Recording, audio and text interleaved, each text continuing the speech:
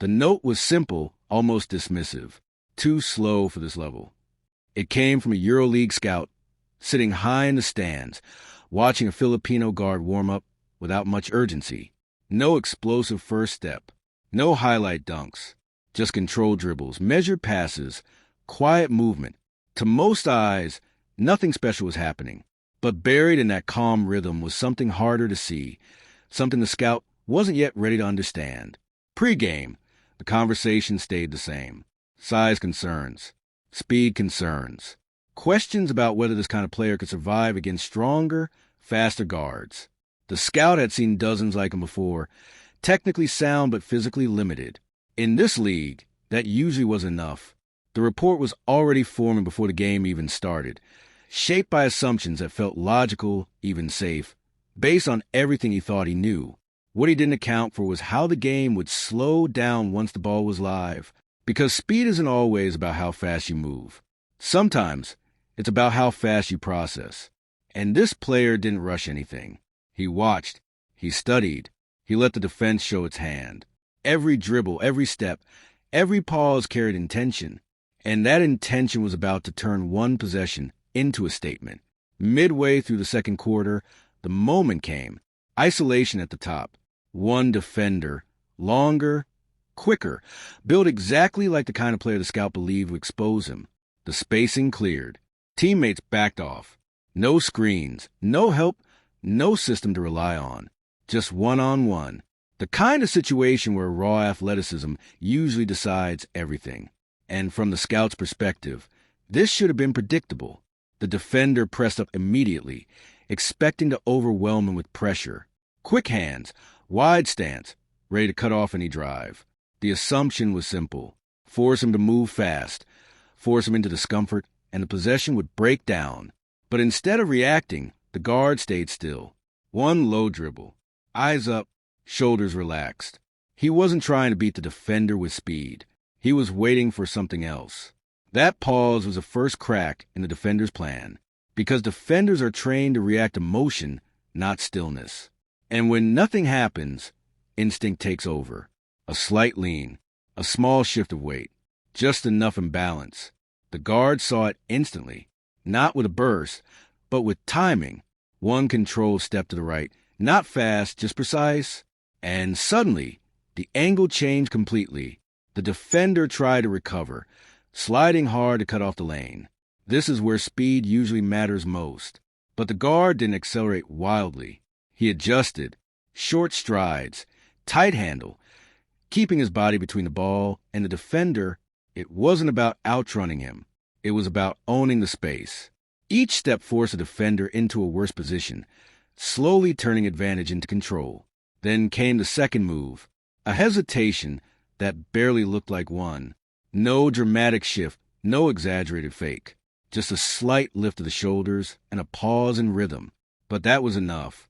The defender bit, just for a fraction of a second. And at this level, a fraction is everything. The guard didn't explode past him. He slipped by, almost effortlessly, using timing instead of force. Now inside the lane, help defense started to collapse. This is where many players rush, trying to finish before the window closes. But again, he slowed down. He gathered himself, reading the rotations as they developed. One big stepped toward him. Another hovered near the corner. Passing lane closed, then opened. In that brief moment, the entire floor became clear, like he was seeing the play a step ahead. Instead of forcing a contested shot, he pivoted. One clean spin, using his body to shield the ball. The defender, still recovering from the earlier hesitation, couldn't catch up. The big man was now out of position, caught between helping and retreating.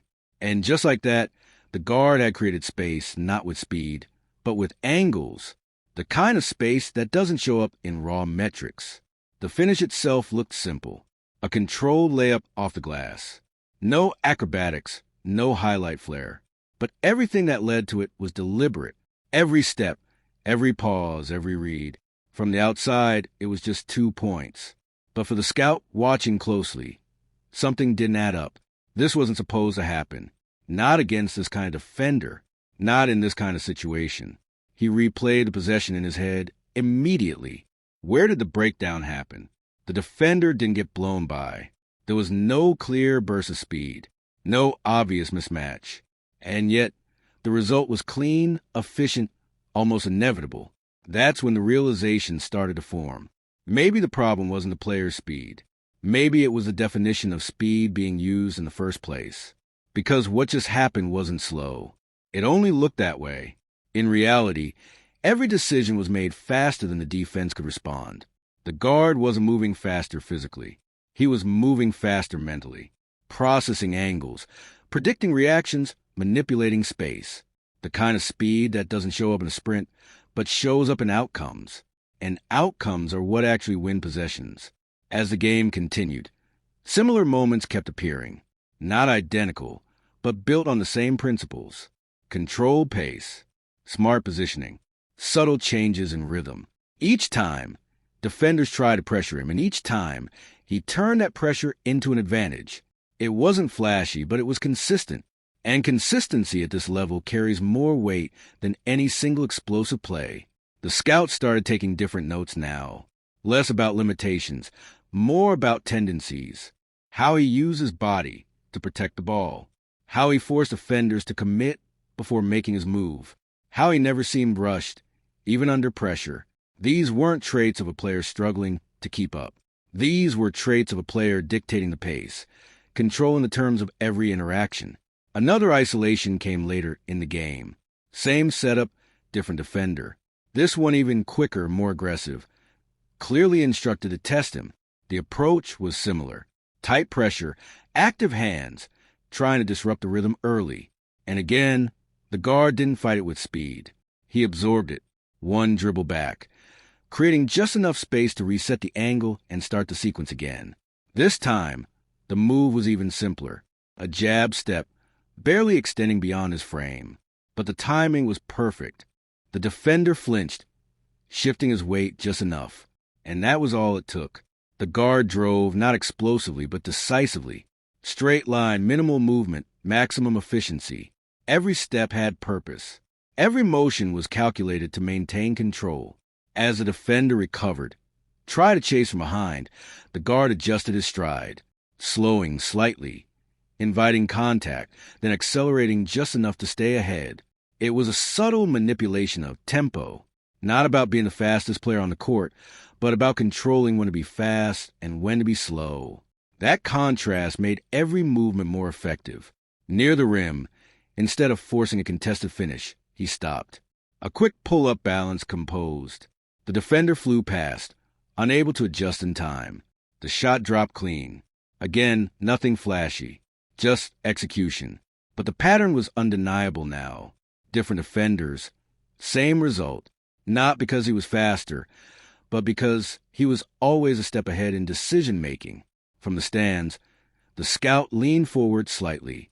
The earlier label, too slow, no longer fit what he was seeing.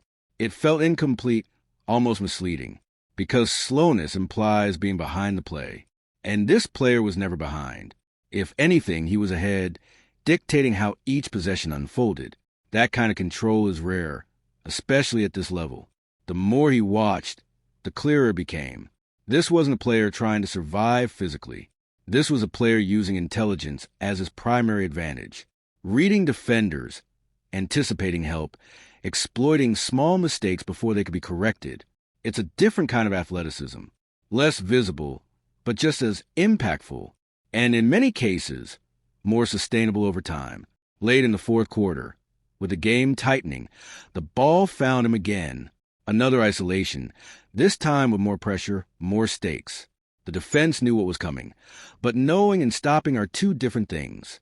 He sat up at the top, calm as ever, dribbling with that same measured rhythm that had defined his entire game. The defender crowded him, trying to force an early move, but he waited 1 second, 2 seconds, just long enough to let the tension build. Then a sudden shift, not fast but unexpected. A change in direction that caught the defender leaning the wrong way. That initial advantage was small, but it was enough to start the chain reaction. Driving into the lane, he drew the help defender again. This time, instead of finishing, he kicked it out at the perfect moment. Open shot. Made. The play didn't end with him scoring, but it started because of his decision-making. That's the difference between creating for yourself and creating for the team, and he was doing both seamlessly. Back on the bench, the scout adjusted his notes one more time. The focus shifted completely. No longer questioning whether the player could keep up, but considering how his style would translate, because players who understand timing, spacing, and angles tend to adapt well. Those skills don't depend on being the fastest. They depend on being the smartest in the moment. What stood out most wasn't any single move, but the repeatability of it all. The same reads, the same patience, the same control, over and over again against different defenders in different situations. That's what separates a one-time highlight from a reliable skill set. And reliability is what teams at the highest level value most. By the end of the game, the original label felt outdated, too slow, had been replaced by something more accurate, plays at his own pace. It's a subtle difference, but an important one, because playing at your own pace means you're not reacting, you're dictating. And players who dictate the game tend to find ways to succeed, regardless of physical limitations. For Filipino players, this kind of performance carries extra weight. It challenges long-standing assumptions about what success at higher levels looks like. Not every path requires elite size or elite speed. Sometimes it's about mastering the details, understanding the game deeply enough to turn perceived weaknesses into strengths. And that's exactly what this performance represented. The scout closed his notebook with a different perspective than when he opened it. The game hadn't changed. The player hadn't suddenly become faster. What changed was the understanding of how he wins. Through timing, through angles, through control. The kind of qualities that don't always stand out immediately, but become impossible to ignore once you see them clearly. And that one possession, that simple one-on-one breakdown, became the turning point, not just in the game, but in the evaluation. It proved that speed isn't just about movement. It's about decision-making, awareness, and execution. And in those areas, he wasn't slow at all. He was exactly where he needed to be, exactly when it mattered most.